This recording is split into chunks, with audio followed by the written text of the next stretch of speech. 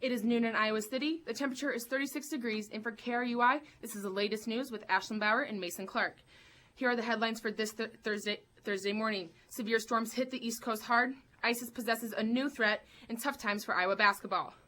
The East Coast was hit with severe storms yesterday. The storm system brought at least 6 tornadoes that have been rated EF2 or stronger. And this East Coast storm was a pair of deadly tornadoes that hit in Lamar County, Mississippi, and near Convent, Louisiana. There was also significant damage from tornadoes in Tappahannock, Virginia Wednesday evening, resulting in at least 20 injuries. This storm did not just produce tornadoes, but it caused other significant damage across the East Coast as well. There were wind gusts of up to 75 miles per hour in Boston and 83 miles per hour in Connecticut. The Republican Nevada caucuses were held Tuesday night when Donald Trump won with nearly half of the vote. Marco Rubio came in second, closely followed by Ted Cruz. Trump currently holds an 81-17 delegate lead over Cruz and Rubio. Now Republican candidates prepare for Super Tuesday on March 1st. On the Democratic side, Hillary Clinton and Bernie Sanders are getting ready for the South Carolina primaries this Saturday, February 27th. South Carolina is a critical primary for both candidates as Clinton currently holds a 52-51 voted delegate lead. President Obama is currently under fire from 6 states for Obamacare. Texas, Wisconsin, Kansas, Louisiana, Indiana, and Nebraska filed a lawsuit yesterday over the Affordable Health Care Act. The states are angry that they currently have to pay an insurance provider's fee to cover federal subsidies for health insurers.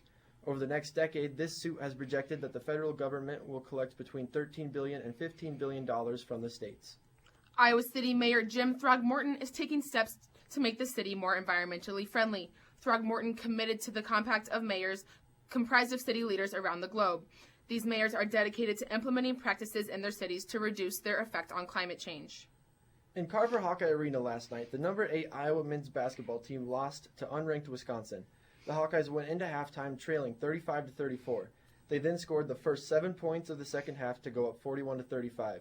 Quickly after that, the Hawkeyes lost their grip and lost 67-59.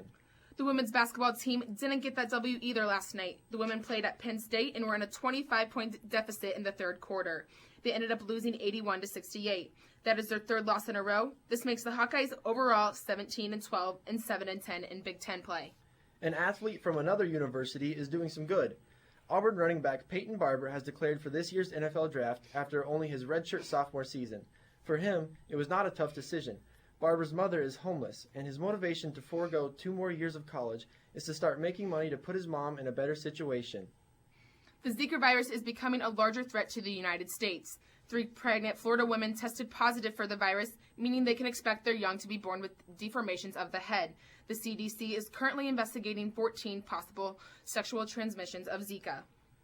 Apple's brand is being tested. The FBI recently asked Apple to assist in unlocking the iPhone of a San Bernardino shooter responsible for 14 murders.